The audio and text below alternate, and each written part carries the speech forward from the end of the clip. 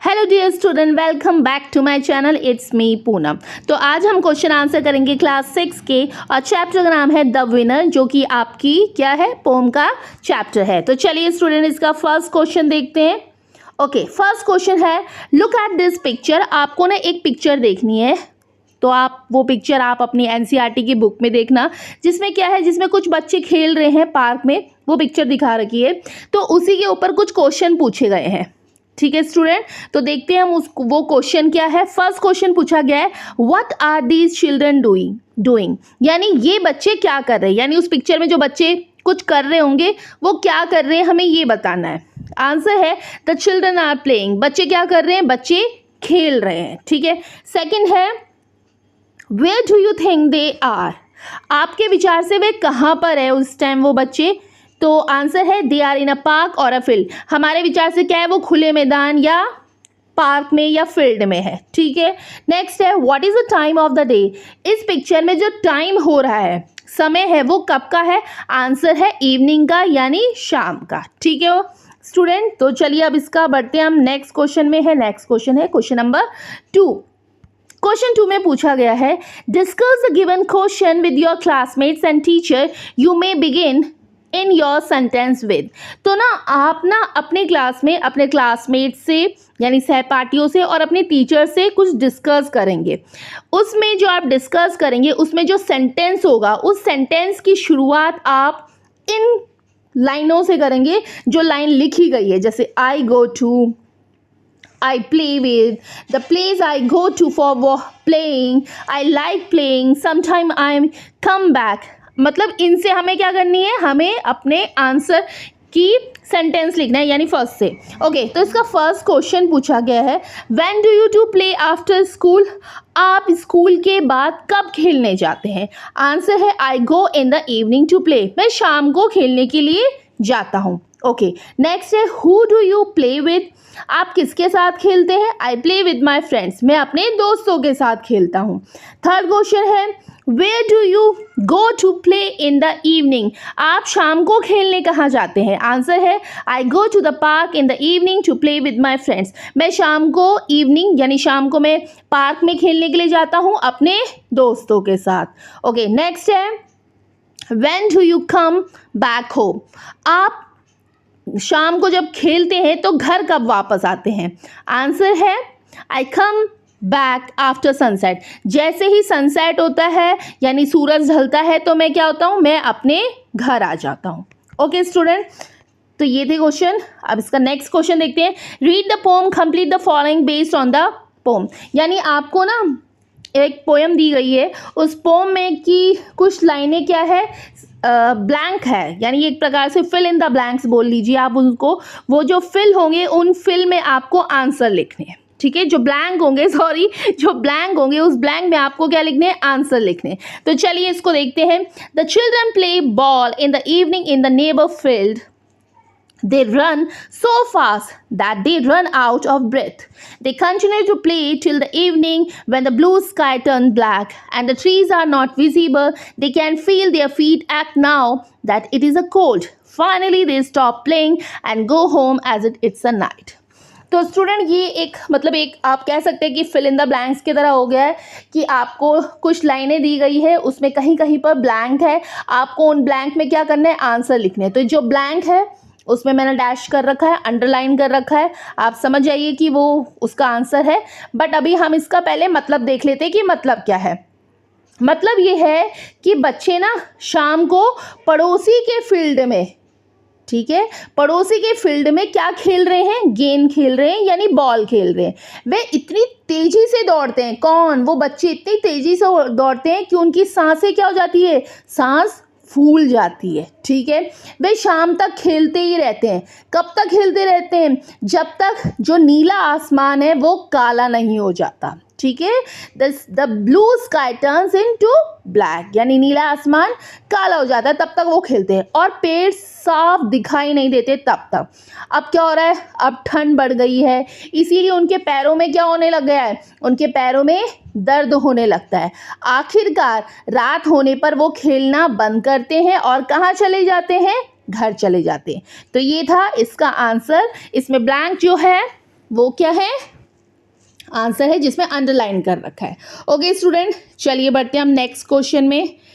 Next है, let us think and reflect. Okay, read the given lines and answer the question that follow, we run so fast. Okay, नीचे ना कुछ पंक्तियां दी गई है, उन पंक्तियों के कुछ प्रश्न दिए गए हैं, हमें वो बताना है। तो फर्स्ट पंक्ति है, When we run so fast, I can't even catch my breath.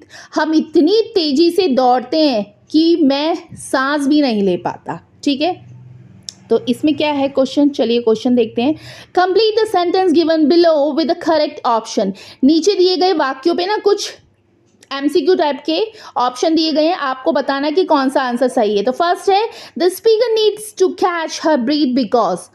जो स्पीकर है, स्पीकर को सांस लेने की ज़रूरत है। क्यों है, क्योंकि क्या है उसके answer, everyone decide to walk, यानी सभी लोगों को पैदल चलने का निर्णय लेते हैं।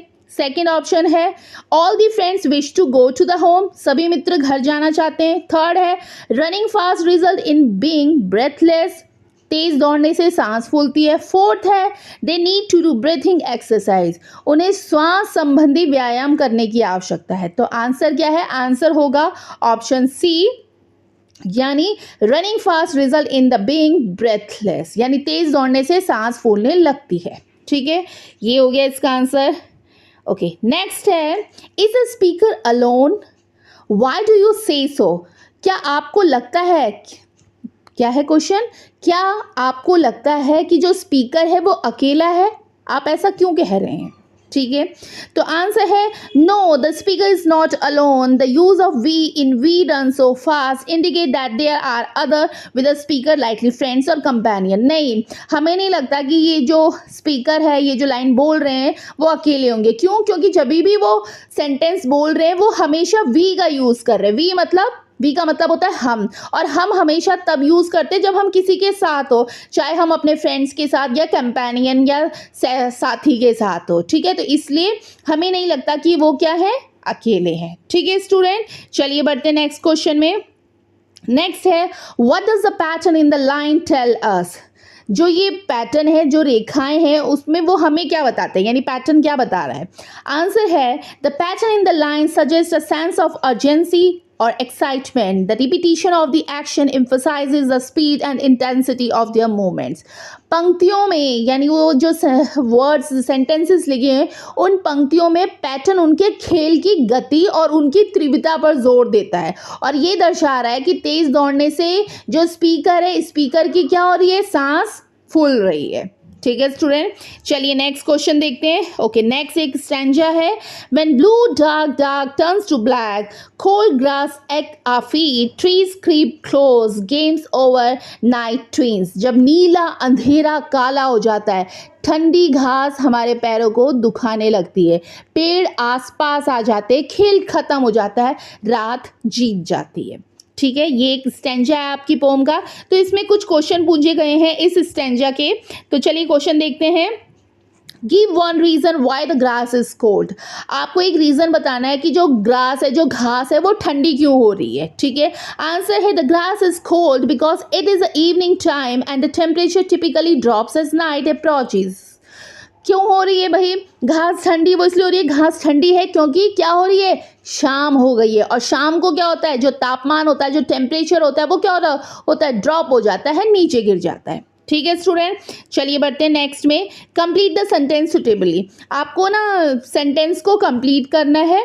ठीक है स्टूडेंट, तो सेंटेंस है, the children feet are aching because. तो जो बच्चों का पैर दर्द हो रहा है, क्यों, आंसर है, the children feet are aching because they have been running and playing barefoot on the cold grass.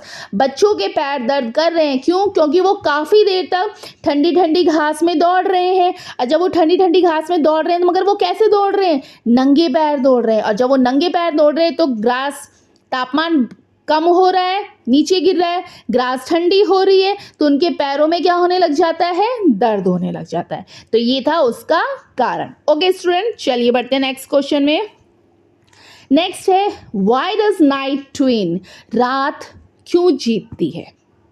ठीक है, ऑप्शन है इसका, नाइट विन्स बिकॉज द, जो रात है वो इसलिए जीतती है, ऑप्शन ए है time for play has ended, खेलने का समय समाप्त हो गया है इसलिए रात जीत रही है। सेकंड है चिल्ड्रन आर टायर्ड, यानी बच्चे थक गए हैं। थर्ड है time to play at home begins, घर पर खेलने का समय शुरू हो गया है। या फोर्थ है नाइट फॉलोज अ डे, यानी दिन के बाद रात आती है। तो भाई रात क्यों जीतती है, इसका आंसर क्या होगा, इसका आंसर होगा ऑप्शन क्या, ए, कि नाइट जीतती है। क्यों, क्योंकि खेल का समय क्या हो गया है, समाप्त हो गया है। Time for play has a ended. ठीक है स्टूडेंट, तो स्टूडेंट ये थे question answer the winner chapter के। आई होप स्टूडेंट आपको समझ में आया होगा। तो प्लीज़ अगर समझ में आया होगा तो इसे लाइक करिए, शेयर करिए, और अगर आप चैनल पे न्यू हो तो चैनल को सब्सक्राइब करिए।